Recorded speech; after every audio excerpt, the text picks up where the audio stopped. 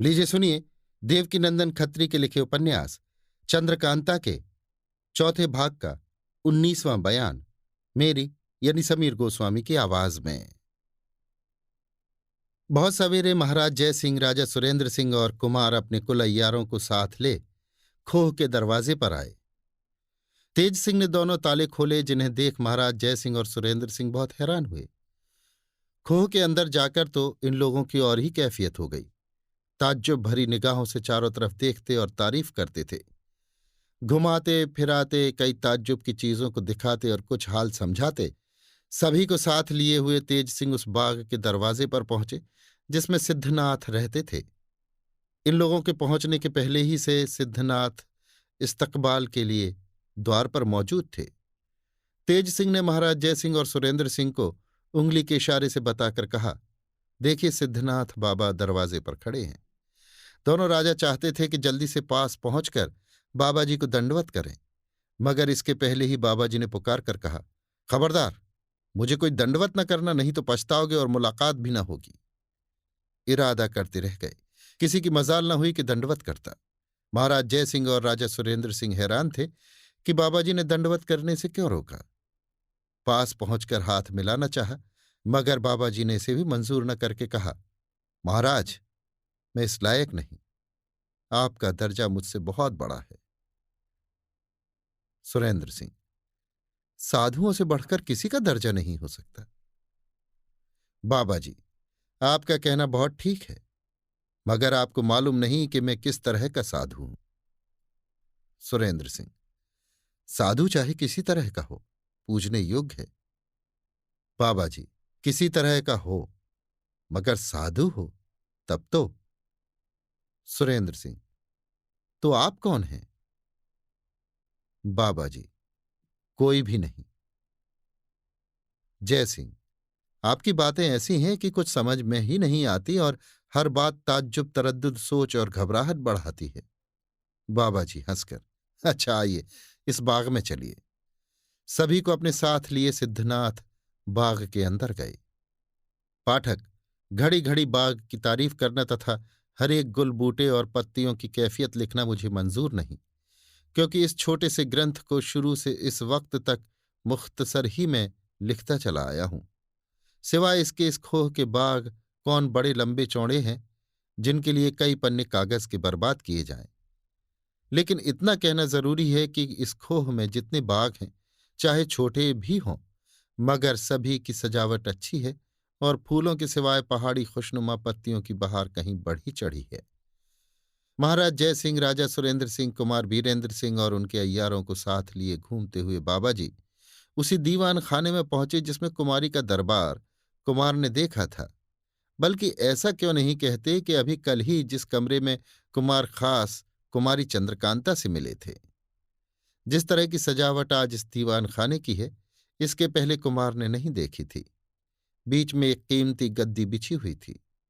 बाबा जी ने उस पर राजा सुरेंद्र सिंह, महाराज जय सिंह और कुंवर बीरेंद्र सिंह को बिठाकर उनके दोनों तरफ दर्जे ब दर्जे अय्यारों को बिठाया और आप भी उन्हीं लोगों के सामने एक मृगशाला पर बैठ गए जो पहले ही बिछा हुआ था।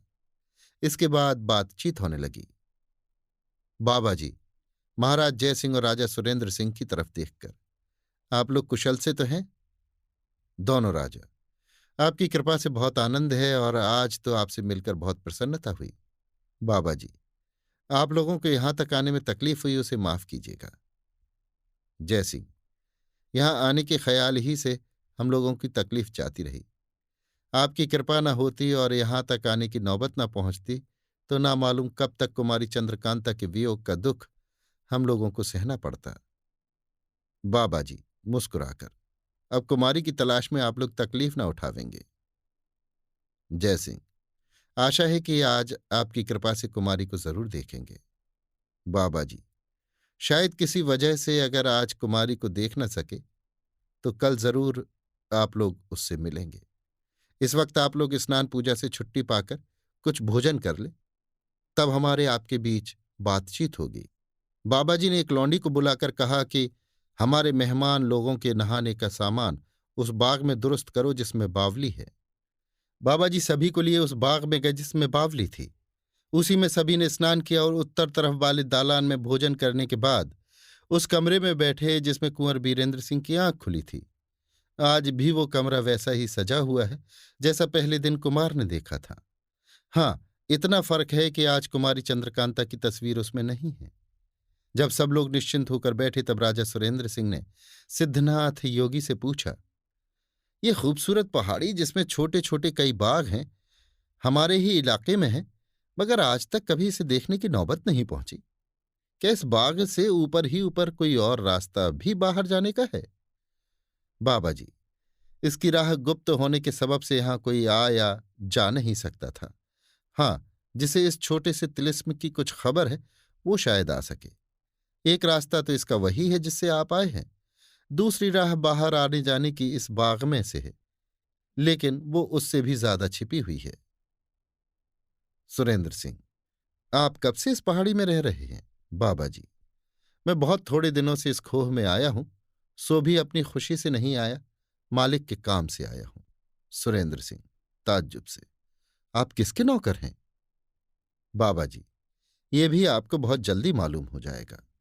जय सिंह सुरेंद्र सिंह की तरफ इशारा करके, महाराज की जुबानी मालूम होता है कि ये दिलचस्प पहाड़ी चाहे इनके राज्य में हो, मगर इन्हें इसकी खबर नहीं, और ये जगह भी ऐसी नहीं मालूम होती जिसका कोई मालिक ना हो। आप यहाँ के रहने वाले नहीं हैं, तो इस दिलचस्प पहाड़ी और सुंदर सुंदर मकान और बगीचों का मालिक कौन है? महाराज जयसिंह की बात का जवाब अभी सिद्धनाथ बाबा ने नहीं दिया था कि सामने से वन कन्या आती दिखाई पड़ी। दोनों बगल उसके दो सखियां और पीछे पीछे 10-15 लौंडियों की भीड़ थी।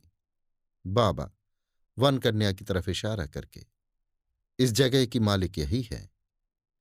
सिद्धनाथ बाबा की बात सुनकर दोनों महाराज और अय्यार लोग ताज्जुब से वन कन्या की तरफ देखने लगे। इस वक्त कुंवर बीरेंद्र सिंह और तेज सिंह भी हैरान हो वन कन्या की तरफ देख रहे थे। सिद्धनाथ की जुबानी ये सुनकर कि इस जगह की मालिक यही है, कुमार और तेज सिंह को पिछली बातें याद आ गई। कुंवर बीरेंद्र सिंह सिर नीचा कर सोचने लगे कि बेशक कुमारी चंद्रकांता इसी वन कन्या की कैद में है। वो बेचारी तिलिस्म की राह से आकर जब इस खोह में फंसी तब इन्होंने कैद कर लिया। तभी तो इस जोर की चिट्ठी लिखी थी कि बिना हमारी मदद के तुम कुमारी चंद्रकांता को नहीं देख सकते। और उस दिन सिद्धनाथ बाबा ने भी यही कहा था कि जब ये चाहेगी तब चंद्रकांता से तुम्हारी मुलाकात होगी। बेशक कुमारी को इसी ने कैद किया है। हम इसे अपना दोस्त कभी नहीं कह सकते, बल्कि ये हमारी दुश्मन है, क्योंकि इसने बेफायदे कुमारी चंद्रकांता को कैद करके तकलीफ में डाला और हम लोगों को भी परेशान किया। नीचे मुंह किए इसी किस्म की बातें सोचते सोचते कुमार को गुस्सा चढ़ाया और उन्होंने सिर उठाकर वन कन्या की तरफ देखा। कुमार के दिल में चंद्रकांता की मोहब्बत चाहे कितनी ही ज्यादा हो, मगर वन कन्या की मोहब्बत भी कम न थी। हाँ, इतना फर्क जरूर था कि जिस वक्त कुमारी चंद्रकांता की याद में मग्न होते थे उस वक्त वन कन्या का ख्याल भी जी में नहीं आता था, मगर सूरत देखने से मोहब्बत की मजबूत फांस गले में पड़ जाती थी। इस वक्त भी उनकी यही दशा हुई। ये सोचकर कि कुमारी को इसने कैद किया है एकदम गुस्सा चढ़ाया, मगर कब तक? जब तक कि जमीन की तरफ देखते सोचते रहे। जहां सिर उठाकर वन कन्या की तरफ देखा, गुस्सा बिल्कुल जाता रहा, ख्याल ही दूसरे हो गए। पहले कुछ सोचा था, अब कुछ और ही सोचने लगे। नहीं नहीं, ये बेचारी हमारी दुश्मन नहीं है। राम राम, ना मालूम क्यों ऐसा ख्याल मेरे दिल में आ गया। इससे बढ़कर तो कोई दोस्त दिखाई ही नहीं देता। अगर ये हमारी मदद न करती तो तिलिस्म का टूटना मुश्किल हो जाता, कुमारी के मिलने की उम्मीद जाती रहती, बल्कि मैं खुद दुश्मनों के हाथ पड़ जाता।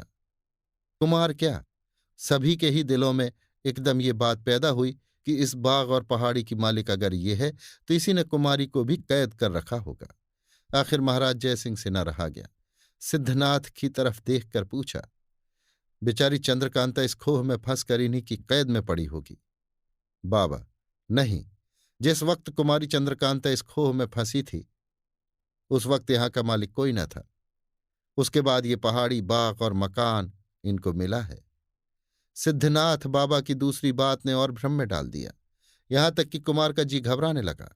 अगर महाराज जयसिंह और सुरेंद्र सिंह यहां ना होते तो जरूर कुमार चिल्ला उठते, मगर नहीं, शर्म ने मुंह बंद कर दिया और गंभीरता से दोनों मूढ़ों पर हाथ धरकर नीचे की तरफ दबाया। महाराज जयसिंह और सुरेंद्र सिंह से ना रहा गया। सिद्धनाथ की तरफ देखा और गिड़गिड़ाकर बोले, आप कृपा करके पेचीदा और बहुत से मायने पैदा करने वाली बातों को छोड़ दीजिए और साफ कहिए कि ये लड़की जो सामने खड़ी है कौन है, ये पहाड़ी से किसने दी है और चंद्रकांता कहाँ है। महाराज जयसिंह और सुरेंद्र सिंह की बात सुनकर बाबाजी मुस्कुराने लगे और वन कन्या की तरफ देख इशारे से उसे अपने पास बुलाया। वन कन्या अपनी अगल बगल वाली दोनों सखियों को, जिनमें से एक की पोशाक सुर्ख और दूसरी की सब्ज थी, साथ लिए सिद्धनाथ के पास आई। बाबाजी ने उसके चेहरे पर से एक झिल्ली जैसी कोई चीज, जो तमाम चेहरे के साथ चिपकी हुई थी, खींच ली और हाथ पकड़कर महाराज जयसिंह के पैर पर डाल दिया और कहा, लीजिए, ये आपकी चंद्रकांता है। चेहरे पर से झिल्ली उतर जाने से सभी ने कुमारी चंद्रकांता को पहचान लिया। महाराज जयसिंह पैरों से उसका सिर उठाकर देर तक अपनी छाती से लगाए रहे और खुशी से गदगद हो गए। सिद्धनाथ योगी ने उसकी दोनों सखियों के मुंह पर से भी झिल्ली उतार दी। लाल पोशाक वाली चपला और सब्ज पोशाक वाली चंपा साफ पहचानी गईं। मारे खुशी के सभी का चेहरा चमक उठा। आज किसी खुशी कभी किसी ने नहीं पाई थी। महाराज जयसिंह के इशारे से कुमारी चंद्रकांता ने राजा सुरेंद्र सिंह के पैर पर सिर रखा। उन्होंने उसका सिर उठाकर सूंघा।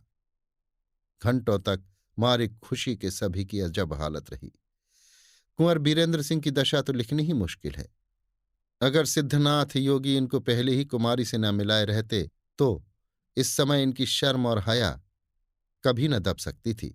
जरूर कोई बेअदबी हो जाती।